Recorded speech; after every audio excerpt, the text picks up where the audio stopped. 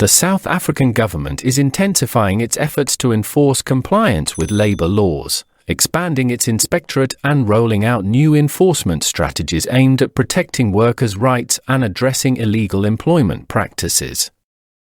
The Department of Employment and Labour, under the leadership of Minister Nkosazana Meth, has announced plans to significantly increase the number of labour inspectors from the current 2,000 to 20,000 over the next 3 years. This expansion is part of a larger strategy to tackle the employment of undocumented foreign nationals and ensure that employers comply with the country's legal requirements regarding wages, working conditions, and employee protections. The Department of Labour recently collected over 10 million rand in fines from non-compliant businesses following a wave of inspections that took place in September. Nearly 2,900 inspections were carried out across various sectors and provinces within less than a week. The Western Cape led with over 800 inspections, followed by Gauteng with more than 700 and KZN with over 560.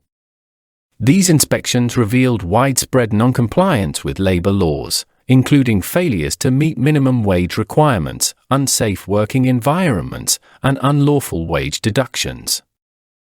Many businesses, particularly in sectors such as hospitality, were found to be endangering workers by failing to provide adequate safety gear and protections.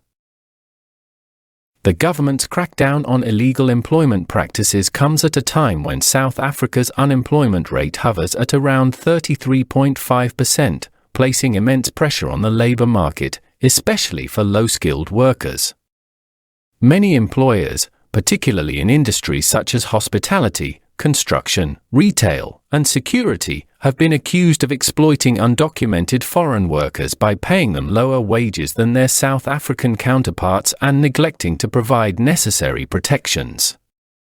This practice not only reduces job opportunities for South African workers but also exacerbates social tensions. Minister Meth has been vocal in her condemnation of the practice, calling for an end to the deliberate employment of foreign nationals as a cost-cutting measure that undermines local workers' rights. In response to these issues, the government has ramped up its enforcement efforts. Joint operations have been conducted with agencies such as Home Affairs, the South African Police Service, and local law enforcement to target employers suspected of hiring undocumented foreign workers.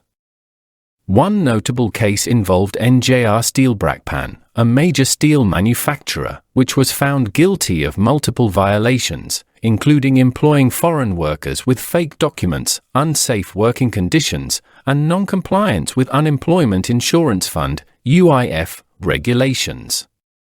The company was fined, and several of its foreign workers were arrested, highlighting the government's determination to address illegal employment and labour law violations. The department's enforcement approach includes issuing compliance orders to businesses that violate labour laws, with specific deadlines for corrective action. In cases where immediate health or safety risks are identified, prohibition notices are issued, halting operations until the issues are resolved. However, enforcement alone is not the government's only tool. The Department of Employment and Labour is also introducing a risk-based profiling system to target industries and regions with higher rates of non-compliance, maximising the impact of inspections. Beyond enforcement, new legislation is being drafted to restrict foreign nationals from working in certain sectors of the economy, reserving low-skilled jobs for South Africans. This initiative, spearheaded by the Department of Small Business Development, aims to protect South African workers and is modelled on similar laws in countries like Nigeria and Zimbabwe. The government is also implementing support mechanisms for local businesses to ensure they have the resources needed to grow and hire more South Africans. The Department of Employment and Labour's initiatives are not solely punitive. The government is offering assistance to businesses facing financial difficulties through programs such as the Temporary Employee Relief Scheme and services provided by Productivity SA. These efforts are designed to help businesses stay afloat while maintaining compliance with labour laws. Additionally, the Commission for Conciliation, Mediation, and Arbitration, CCMA, continues to play a crucial role in resolving workplace disputes and fostering better labor relations. Public awareness campaigns are also a critical component of the government strategy. Initiatives like Operation Yazini aim to educate employers and employees about their rights and responsibilities under South African law. By fostering a greater understanding of these rights, the Department of Labor hopes to build a culture of compliance and accountability in the workplace.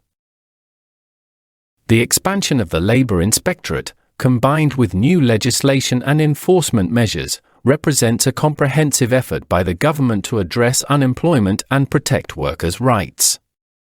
Employers who continue to violate labor laws by hiring undocumented workers or failing to provide fair wages and safe working conditions can expect to face severe consequences, including fines, business closures, and legal action. The government is committed to ensuring that all workers in South Africa, regardless of nationality, are treated with dignity and that their rights are upheld. Through these actions, the government aims to create a fairer labor market that balances economic growth with social equity, ensuring that every worker benefits from the country's progress. Thanks for watching. Please don't forget to like, share, comment, subscribe, and hit the notification bell for more updates.